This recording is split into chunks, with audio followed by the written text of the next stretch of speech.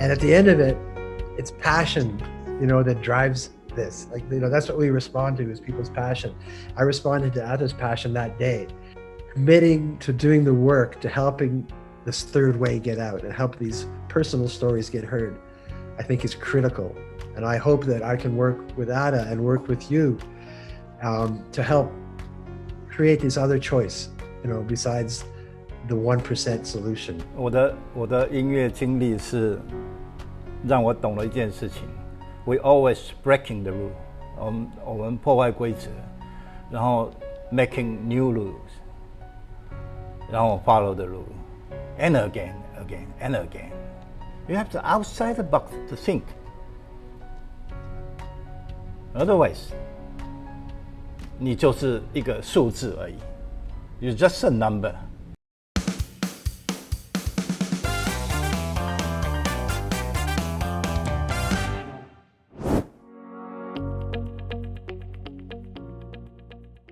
Great. Okay, I'm Michael Hollett. I've been in alternative media and indie music for decades. I started Now Magazine in Toronto with my team in 1981. Became the biggest alternative news weekly in North America. I started the North by Northeast Music Festival in 1995 in partnership with South by Southwest. And they were obviously pretty good partners. They know what they're doing. And and then I sold Now in 2016 and to concentrate on the festival. And then last year, for some crazy reason, in a pandemic, I started a new magazine, a national magazine, music and arts in Canada, called Next Magazine. This thing. And so, so I feel like I'm talking to a comrade here with Atta. We seem like we both guys that like getting the word out, promoting independent music, and creating platforms to do it. So I'm looking forward to speaking with Atta. 我是在台湾出生的韩侨二世，爸爸是韩国人，妈妈是日本人。我也很荣幸这一次可以透过这样的视讯，跟加拿大的朋友们一起分享我的经验。那水晶唱片其实它的开始有点跟 Michael 的状况很像，我们是从一个自发性的社群，为了要介绍西方世界的新的音乐思潮，开始办一些唱片欣赏会，那我们叫 Wax Show、Wax Club。那接着我们就办了杂志，看得到吧？之后呢，我们也办了跟 Michael 一样的一些活动，我们办了世界的台北新音乐节 （Taipei New Music Festival），然后从此我们就开始了跟音乐相关的事业，包括进口，包括制作生产，到开始生产自己的 artist， 接着也代理了非常多英国欧陆的、美国的独立厂牌。那前后我们大概跟将近30几家的独立厂牌一起工作过。那我在成立这家公司之前呢，其实我在82年进入到刚开始要到台湾的宝丽金唱片公司的前身，那个时候叫 Phonogram Records。那 Phonogram 是由我们公司代理，他们另外的像 Polydor、Decca 是由台湾的另外一些公司，所以我的经历是从 Big Five 就是 Major Five 进入到台湾之前，就开始进入到台湾的唱片界，所以刚好经历了很多从 Analog 时代到 Digital 时代。那我现在还是维持 Analog Mind， 所以我叫阿达ADA。我就简单的介绍我自己到这里。Okay, well, that timing is very significant. If to take over 86, 87, when martial law was ending, right around the same time. So was there a big there must have been big expectations, I would think, in the arts community. Like, were you expecting some huge breakthrough, and were you hoping to be part of that by taking over Crystal? 我们确实是在1987年戒严，然后同一个时间，韩国也有一个运动叫做 June， 就是6月民主抗争 June Democracy。所以基本上两个地方的民主化的过程是在某一种机制下发生的，而不是我们独立自主的成为那样的。所以韩国在那个时候有了第一次的民选总统的开始，那台湾也是在戒严。87年重要的原因是因为我们从冷战的结构 Cold War 的结构进入到所谓的民主时代，那民主这个字眼就会从那个时候开始经常出现在我们大众生活里头。其实民主的字眼待会我还会不断的在提出，也就是代表 majority， 不再像过去 liberal 的时代自由民主等等那个时代。接着我们就在88年有了一次农民运动，就是因为 WTO 的贸易问题，农民受到挤压。然后89年呢，天安门事件，也是希望认为这个冷战结束，柏林围墙崩塌。89年呢，我们同时也发行了我们的第一张 local album，叫做《黑名单的抓狂歌》。90年代呢，1990我们也有一次学生运动，就 Wild Lily Student Movement。所以音乐可能因为 freedom of expression， 就是言论自由，而从过去受制于政府管制，就是我们配合政府做一些 propaganda， 就是政府宣导，到进入到市场，由市场来决定音乐的时代的过程。一开始我们觉得解放了，我们可以做非常多的事情，可实际上我们又掉入到另外一个陷阱里头，也就是 market control everything。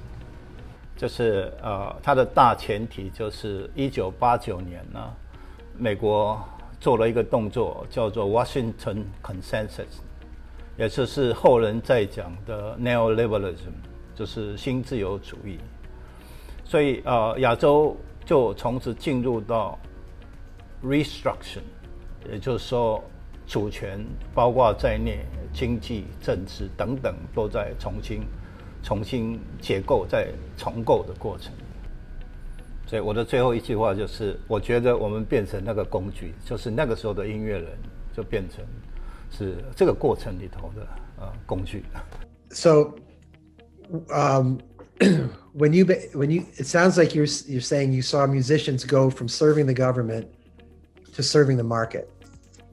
So basically, in both cases, they weren't being true to themselves, and there wasn't.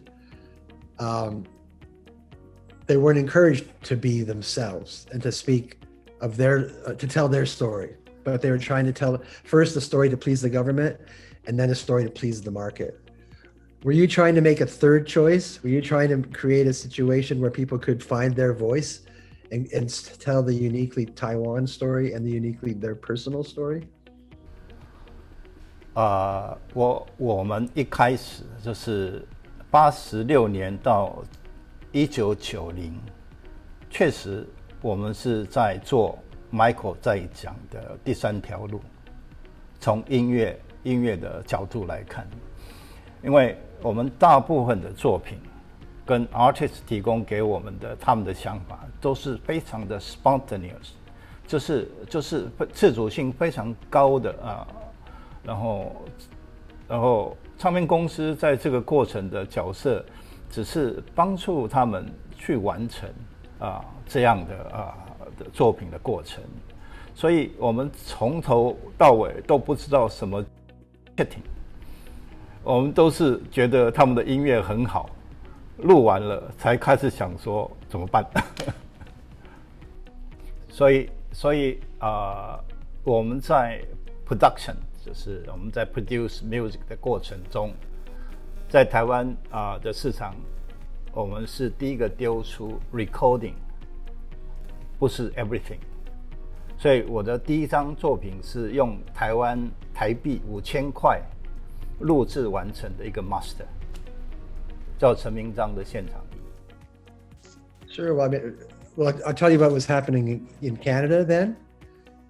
Sure. I mean, one of the things that I have noticed over the years is I feel that Taiwan and Canada share something because we're both beside these huge other countries. You know, it's like, and they can dominate the market and they can dominate the creative thinking of artists, because an artist can get so in Canada can get so fixated in having success in America that they forget their voice and they forget to try to speak their truth to Canadians, and you can just blend in and lose your originality. And I wonder, in Taiwan, I think that would always be a challenge, is that you can just be washed over by the force of bigger culture. So some people turn and try to succeed in that culture, and they lose, I guess, their sense of self and what makes them unique. And you can lose your own national identity as well as cultural identity. And I felt that in Canada, what I was trying to do with my magazine and then with my festival was simply tell people it was good enough to be true to yourself and true to the people that are seeing your music, and creating that small audience and trying to grow it, as opposed to going for the big home run, the big hit every time. So it sounds like we were having a similar issues, and sort of because really in Canada, the major labels dominated everything through the 80s, and I guess in the 90s it all started to fall apart. But and what happened was in Canada that they made more money off just licensing a Michael Jackson record in Canada or somebody else than developing a Canadian act. It was they if they saw that act only having a potential success in Canada, they weren't that excited. So I wonder if would it be like that in Taiwan too, that sort of everyone's always thinking, oh, we have to have the big hit in Hong Kong, we have to have the big hit in China, or across Asia, or is it considered enough to be successful in Taiwan then and now? I mean, what we did, and it sounds like what you were doing, Atta, is we were sort of trying to change the narrative and sort of create our own stars in our own country that made music that was authentic to them, as opposed to trying to, chase the big hit, and there were, and that's sort of there's always being dangled out there that carrot, and it can be very distracting. And I think that, I guess over the years, what I try to do is I try to validate an artist's own unique expression, as opposed to convincing them they have to sound like whoever, the Foo Fighters now, or whoever, whatever is the big act. 其实我们会有很相似的状况，就是因为全球化的开始 ，globalization， 就是 one format, one control 所以 under 这样的 system 呢，我们很难从过去，像我是跟上一个老板借了30万台币开始做生意，是可以在这么简单的条件下，我都可以进入到市场。可是现在呢，你要是没有 China story、global story 或者是 whole region story 的话，做音乐的人只能变成是 self-employed， 就是每天做音乐，上音乐到 YouTube， 然后寻找资本、寻找资金进来的过程，所以是两个完全不同的状况，都同时发生在1990。No, I think yes, there's a sameness to the sound.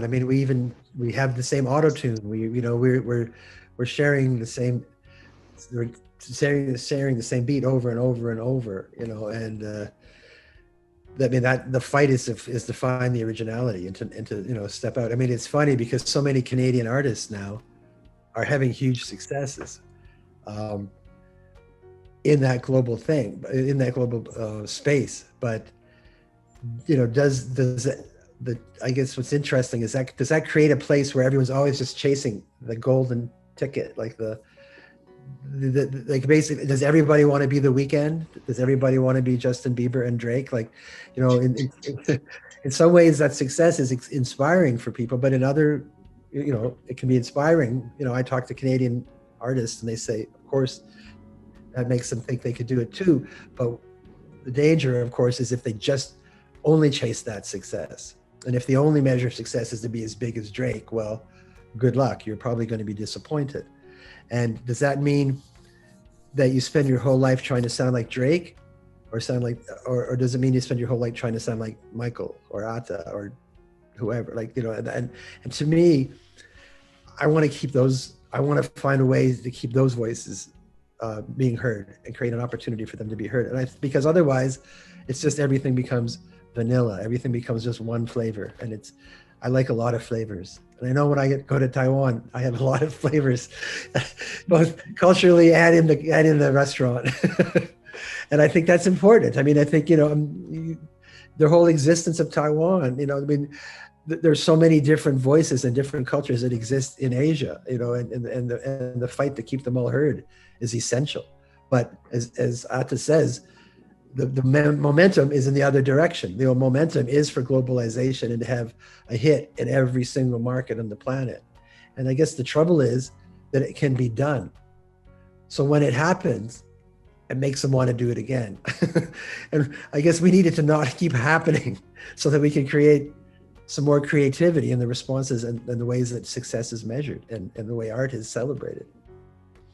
我们在90年代，一切都是 market oriented， 然后还有一个大的帽子叫 globalization， 就是local markets 已经不存在了，所以我要 compete with the whole world， 所以资金啊，或是你的音乐内容啊，或是你要 deal with 的那些厂商，都是可能从过去的 domestic 的状态完全不一样，所以你要非常多的资本，不比过往，你要很多的 marketing knowledge， 就是不是 domestic， 所以在这个过程中呢，我们在2000年的时候又进入到另外一个新的阶段，叫做 state capital， 是原先是 globalization 的跨国的资金，可是政府进来了。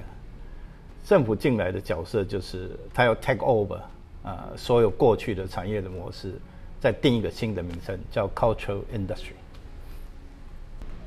所谓的文化产业呢，简单的说，就是把过去的 structure， 音乐啊、电影啊、媒体啊、新闻啊、广播、广告，全部都摧毁，然后再放到新的模组里头，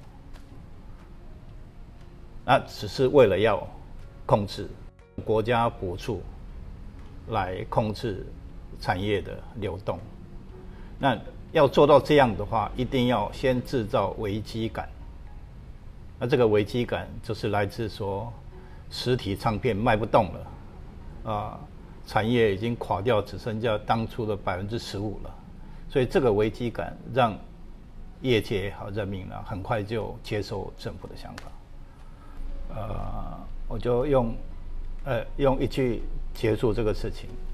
其实已经 normal 我们认识的音乐产业或是文化产业 ，everything is about capital gain。我们把所有的东西都丢入到资本市场，而不是我们当初所认识的。我们认为的音乐产业或是电影产业。I hear what Atta's saying, and it does remind me of what was happening in Canada. For us, when I first started my magazine in the 80s, the idea of a Canadian band having international success seemed hopeless. So there were some people that chased it, but most people didn't even bother trying. And as a result, it was really creative. because they just made music that was real to them. And it gave me a lot to write about because it didn't sound like what was on MTV, and it sounded uniquely Canadian. And we had bands like that never had success in America, called the Tragically Hip. Is one of the biggest bands in Canada. And Blue Rodeo, they never really broke out of Canada, but they had great careers there. And so for a while, they really demonstrated a different way of having success. So I hear what Ath is saying, because there's kind of an irony that as acts from Canada became big, international stars, that could become a distraction, and people just chase that success, and they chase the very global market you're talking about, Ath. And I certainly have seen you see that. And what I find is that it tends to still be the people who feel the most hopeless about having success can be the most creative, because there are no eyes on them. They're just off making their music with their friends. Right now, what we're having is a lot of people are making music in their bedroom on their laptop, and they maybe share it with friends, or a brother or an uncle helps them create it. And that's where I'm finding the most exciting new music is coming up in Canada, is from people on the so-called margins, because they don't have that hope of that success that seems to distract people. 我可以同意 Michael 现在在讲的一种形式啊，就是录音变成非常简单啊。其实2000年出现的事情就是2件事情，一个是 homemade recording， 就是你录音的成本跟录音的技术技巧都变得非常简单，因为 technology 就是 internet 的关系，然后再来就是 Napster 啊。Napster 提供了 peer-to-peer 的 platform， 让可以躲过这个过去的这种 hierarchy 式的 internet 的结构，所以我们可以跟每个人交换，然后不用透过过去的付费的方式来做。可是这2个举动都只有一个原因，是要 atomize， 就是要把音乐人颗粒化，就是以前有唱片公司。像我们这样的唱片公司会保护这些艺人，也会提供资本，他们要录的成本跟做宣传。可是，一旦你把它颗粒化到你就是老板，所有的东西你都要做的时候，它的对抗力，也就是它的抗体相对的那个抗体相对市场的抗体就会变得非常薄弱。市场有非常多的 producing music， 可是 market 呢？就非常小，所以 competition 就是他们希望造成的。那他资本家就可以选对他们最有利、最便宜的去选这些事情。I see that, and it's like they're not existing in an ecosystem. The artists are just all individual, being sort of there to get picked off, like in a sense, and they don't. And even, what do you think of this, Ada? I think even with so many solo artists, they don't have a band dynamic. You don't have a band gives you a support group, and there's less and less bands now, and it's more the solo artists hoping for that one big miracle, basically, right? I mean, it sort of plucked me out of my bedroom and put me on the biggest stage in the world. It seems to be the dream everyone's chasing right now, and of course what that does, that makes it harder for live music venues, because it takes out that whole piece. They're not out there playing and learning and getting audience feedback, and it goes back to your point of the globalization, where it all starts to sound the same, because everyone's chasing that one sound, that one hit. 所以再回到那个第3条路的事情，就是我觉得第一件事情是要 reverse 这样的状态。既然 capital 要 atomize 这些结构的话，其实我们在50、60、70年代有个叫 union， 然后它有 political meaning， 那 political meaning 就是代表 vote， 就是它的选票。可是目前看起来，台湾的音乐人到今天为止还是 freelancer， 现在已经变成 self-employee，they have no rights at all， 就是 benefit 的 rights 也好，就是as a worker， 所以我们必须要去想说，要从 political meaning， 就像最近有很多的 class 叫做 precariat。对未来都没有展望，没有希望，这些人就是因为他们没有任何的 political meaning， 让他们 support 他们可以主张他们的权利，他们的 benefit。所以我觉得我们有这么多的 group， 这么多的新的音乐人，势必应该要 unite， 先从这个部分让在政治权利上有一定的位置了以后。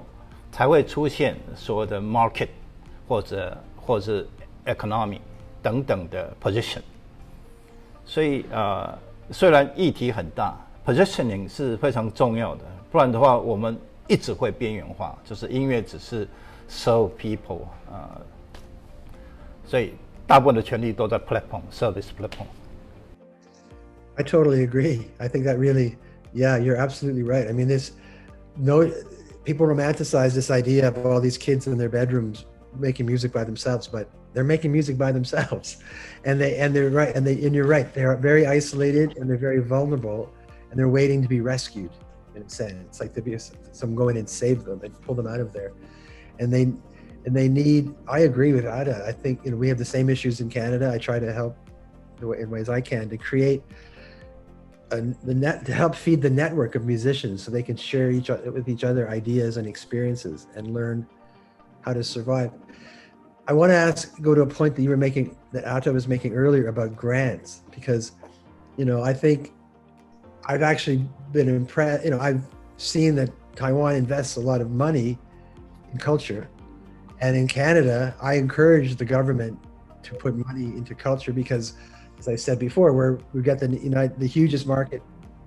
We both are having two of the biggest markets in the world dominating our area. So you need to support the culture. But to Ada's point, if you're not careful, you create a generation of musicians who are good at getting grants, not good at making music. And they make music that they know will get granted. It will get support, but it might not necessarily be the music they should be making.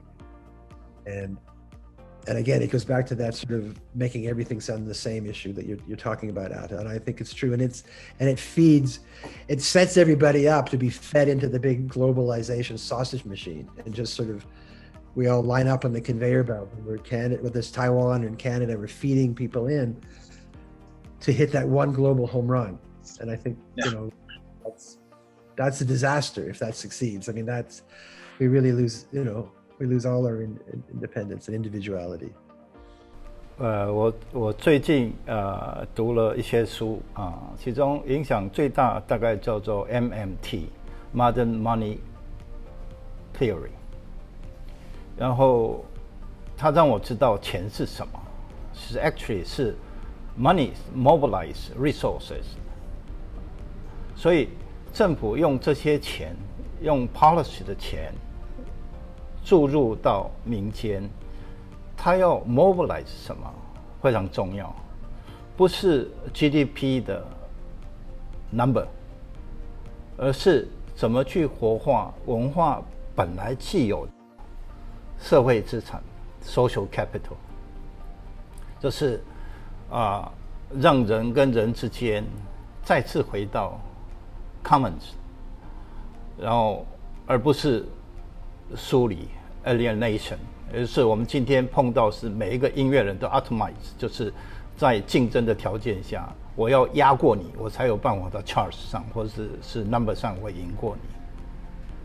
所以 policy 当然钱进来最好，可是你要 mobilize 什么东西才是重要的，而不是将钱丢入到 capital market。Agreed.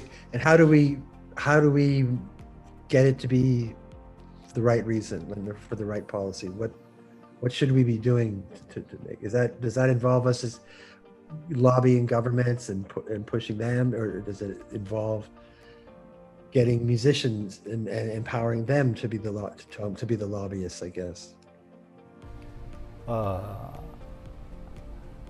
第一个我们可能要重新回到 economy。我们现在的 system 叫做 supply side system， 就是 capital decide everything. They manufacture needs, consensus, but it's far away from demand. In early 50s, 60s, there's a demand side economy. So everything starts from the demand side. 那 capital 只看到它的 size 下的 market， 譬如说20亿，对他们来讲才是 meaningful。是对于500个人、1000个人的 minor 的 musician 的 activity 或者 product 呢，他们看不见，因为 capital 的性格是这个样子，所以不代表没有那个 minor 的市场。所以我们必须要从 demand side 去想我们的 market 是什么。所幸现在有一个 system 叫做 blockchain。You can start from bottom, decentralized. 所以有很多的方式可以进行，可是第一个一定要有 political meaning, becoming political power first, then ask for change, ask for restructure. Wow, interesting. And I agree, but again, this involves changing people's thinking, doesn't it? Because there's a certain notion of the artist staying above the fray in some case, like they don't get down and dirty and get involved in like that. But I think you're right. I mean, power exists with the people who exercise their power, and if you don't, you'll be powerless, and we see that. I mean, I think Adam makes a good point in terms of rearranging the hierarchy of success and opportunity so that there's not just one choice, that the multi-billion-dollar choice and success. I think maybe that's a role for people like ourselves, is to help expose this third way, this other way, this smaller, more personal way. And maybe part of it is managing people's notion of success, and so that they don't just talk about wanting to have the biggest record in the world in every conversation, but you actually talk about having a smaller success but a lifestyle that you could live, a sustainable lifestyle that you can work full time as an artist, but maybe not have a big beach house in Miami or wherever you should, wherever those dreams are these days. 到今天为止，所有的音乐人都变成商品，都变成数字。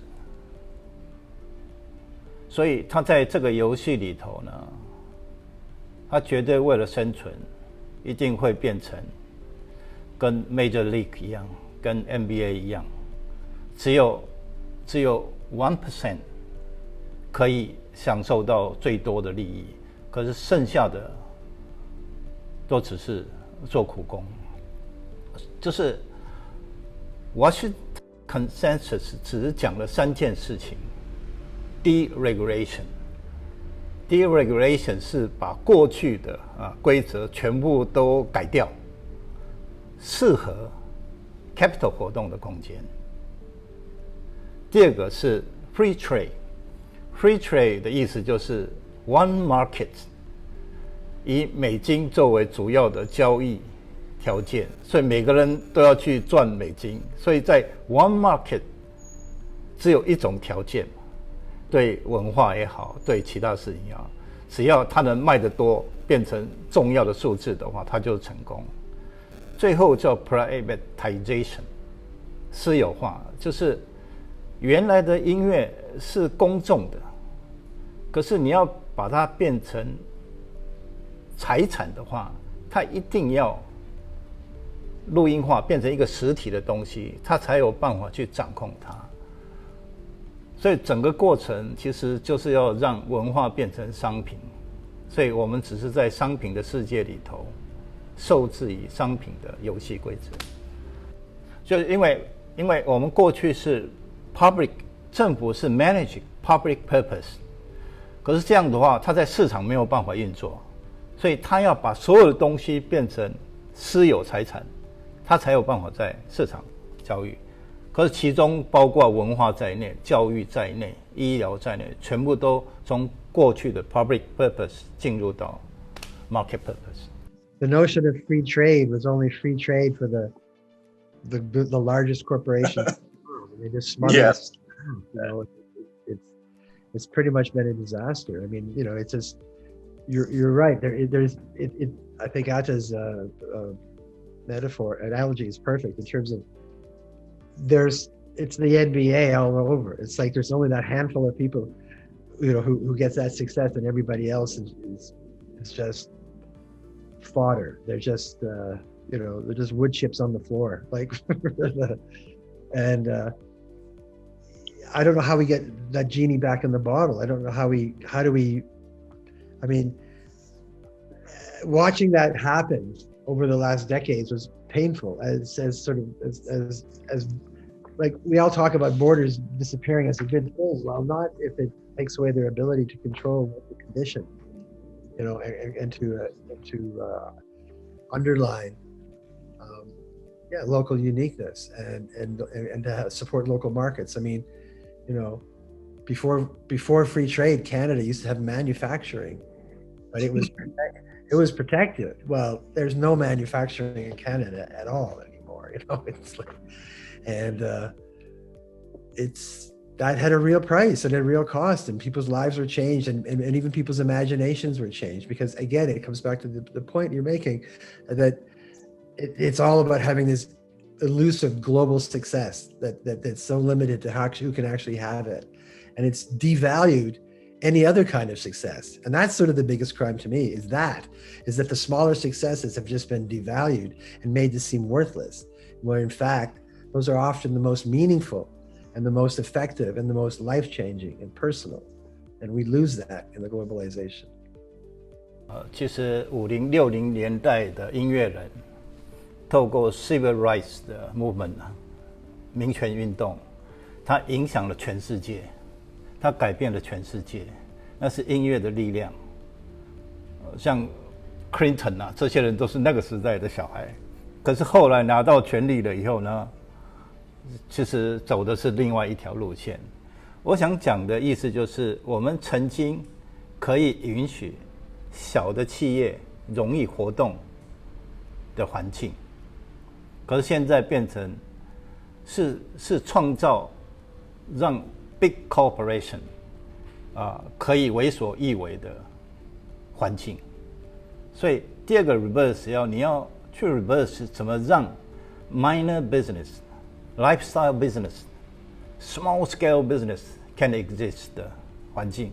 台湾以前也有过，韩国、日本，甚至 even America 都有啊。只是 how to reverse。音乐是一个力量，音乐是组合最大群众的第一个媒介。现在虽然是游戏了，第二个就是音乐人自己要 recognize， 其实我们不是 commodity， 我们不是商品，我们有我们的自主想法。第三个，容易让小的 scale 的生意可以进行，不是音乐人没有办法做生意，而是我们的环境变成那个样子。I think there's many good points there. I think, but a point that stuck in my head of what Atta said, talking about 50s and 70s, the notion of music being a soundtrack for social change disappears when music stops being from somewhere. When again, it's back to your globalization. If we're all trying to make that song that just is acceptable to everyone, well, then it loses the ability to speak of real things, because an issue that exists in Taiwan or Toronto or might not be the issue that they're talking about in London or Paris. And so if you want to be heard in all those places, you have to water everything down, to make it acceptable. And as I said, we lose that soundtrack for change, and it becomes the story of our own personal lives. And I think I think you're absolutely right in the idea that we have to find a way to celebrate small victories and to create circumstances where those can be achieved and that then be identified when they happen so that they don't feel like a failure, but they get celebrated for what they are. 其实今天我提了2个单位哈，一个是 MMT School， 他们在政策上提出一个，他们只提出一个政策，叫做 Job Guarantee。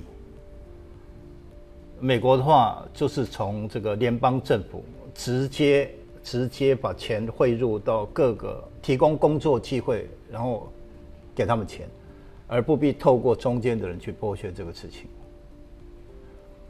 第二个是我们可以运用这个 blockchain 的 system，not Bitcoin, but the system to build up bottom up system。第三个是 musician have to wake up， 是他们是重点，不是做音乐就等于 money。You have to find your true meaning. Otherwise, 没有任何机会。第四个就是还是一直在讲的 political meaning, political power. And to do that, I mean, it seems like in some ways we have to create, again, I mean, you talk about currencies, but the currency of success, you know, we have to redefine that. It seems like that is such a big part of it in terms of, you know, you're saying about musicians waking up and really seeing the value in this other opportunity. And in terms of, but how do we instill that? I mean, is that by, I mean, it seems like one of the ways is simply getting artists out in front of smaller audiences so that they're not thinking of the only show being the big stadium show. But you know, what is the situation now in Taiwan in terms of live houses? I mean, it was pretty good when I was there. And when I first went to Taiwan in 2012, there seemed like a lot. I don't know if there's as many. I guess last time I was there was 2019. I don't know if is it shrinking or growing? Actually shrinking. 其实政府在说文化政策，可是我们到今天为止，像 Michael 在讲的 Live House， 我们永远过不了检查，就是什么或者等等啊，所以你到底你的 deregulation 是 help musician 或者是 restrict， 就是限制它，一看就知道。所以我们有非常多大型的 disco 或是那种非常复合性的娱乐场所，它是很容易拿到政府的执照，可是 minor 的这些就不行。我待会儿再提供一个我自己的想法 ，blockchain 的想法。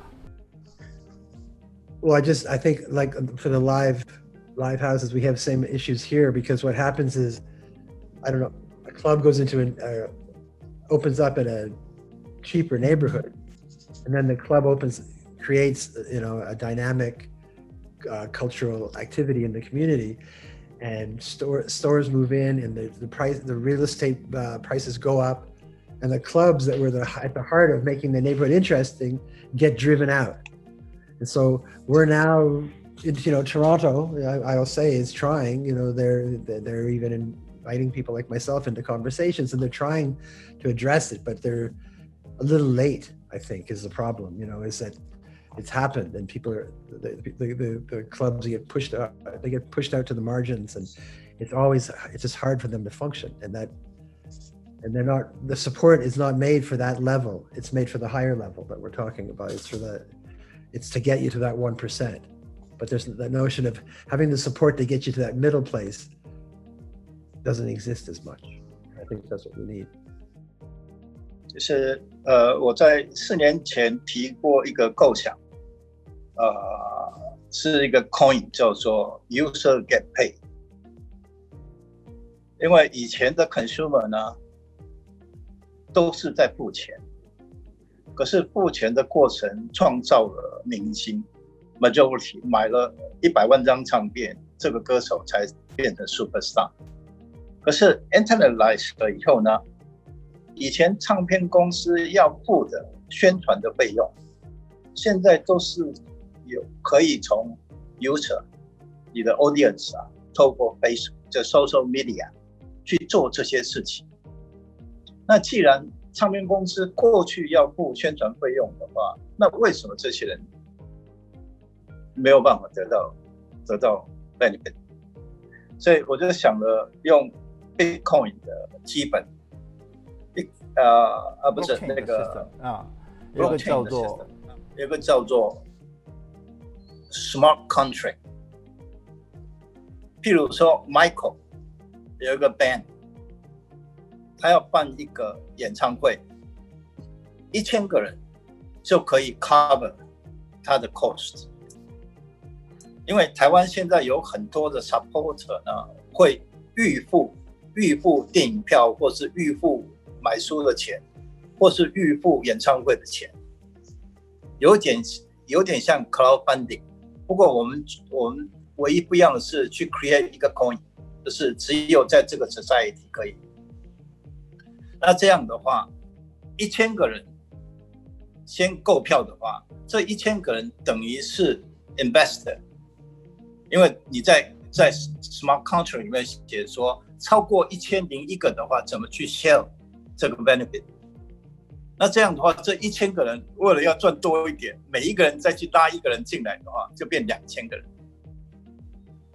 那 blockchain system 是 closed system， 所以钱一进来不用 top down， 也就是说以前是唱片公司或经纪公司拿到钱了以后再层层分下来。可是 blockchain 呢，是在同时间钱进来，同时间就会分出去给这个合约内受到保障，这样就会变成是 demand side economy， 就是先满足需求条件，然后再扩充你的利润。因为1000个人以后，要是没有达到1000个的话，这个 case 就 close 掉，所以它不会 happen。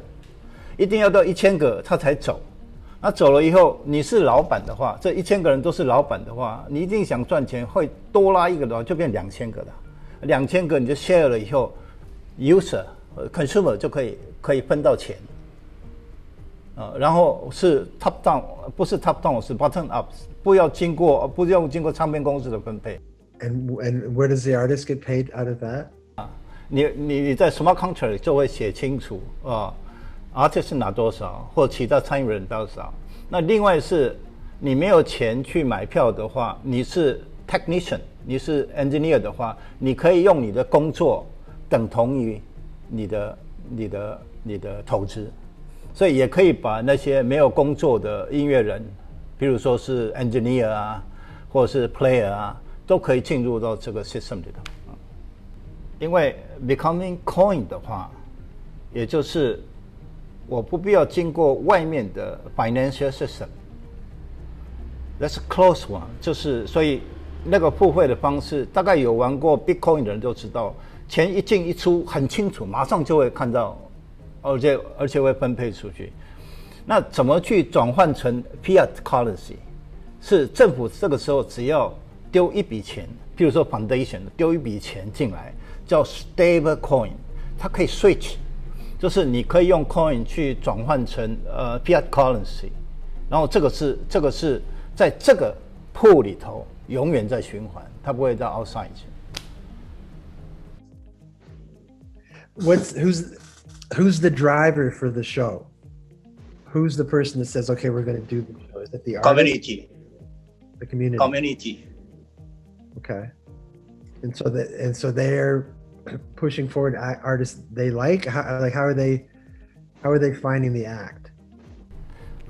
可以有很多模式，譬如说 established independent band, then you can use your community power to let the thing happen.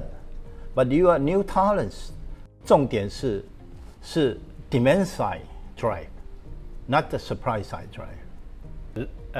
blockchain system 有3个重要的元素 ：transaction, ledger, and the player。所以 new talents 像我想要办一个演唱会的话，他可以在这个 ecosystem 里头去找一些，比如说是 player、promoter 或者是 media， 然后 combine together， 然后 under 你的那个 smart contract， 就是没有达到1000个人不能成立的话，这个 new talent 就要更想办法去他的 community 去完成他的 promotion， 然后达到这个标准。I like it. That's just, I like it, and we need something else for sure. Well, I'm first off, I'm loving talking to Atta, and as I said to him, direct experience of Atta was at the Golden Melody in 2019, and I joke the show is a lot of fun. It's a long show, and maybe I was getting a little tired. But boy, I woke up when he got up and he made his speech and he talked about Hong Kong and he talked about, a lot of the issues we're talking about today, and at the end of it, it's passion, that drives this. Like, that's what we respond to is people's passion. I responded to Atta's passion that day. And I think what we both respond to in music is real passion and people's real reflection of themselves and telling their stories. And I think that committing to doing the work to helping this third way get out and help these personal stories get heard, I think is critical. And I hope that I can work with Atta and work with you to help create this other choice, besides the 1% solution that's taken over so much. So I think there's some great ideas we've covered here, and I think there's some ways forward, which is the most important. 我的音乐经历是让我懂了一件事情 ：We always breaking the rule， 我们破坏规则，然后 making new rules， 然后 follow the rule and again and again. Blues rocks, punk, post punk。所以音乐人其实本质上 essentially 有这样的能力。可是现在的音乐人都被制度，或是被我刚刚在讲的所有的事情绑住，不敢走出来。You have to outside the box to think. Otherwise, 你就是一个数字而已。You're just a number. 对 ，anti-establishment becoming establishment. Right. So. And you're right, it's a cycle. We have to break it. We have to create a new anti-establishment. We can't just settle in and be the establishment. We have to make the new challengers. I'm with you all the way, Atta.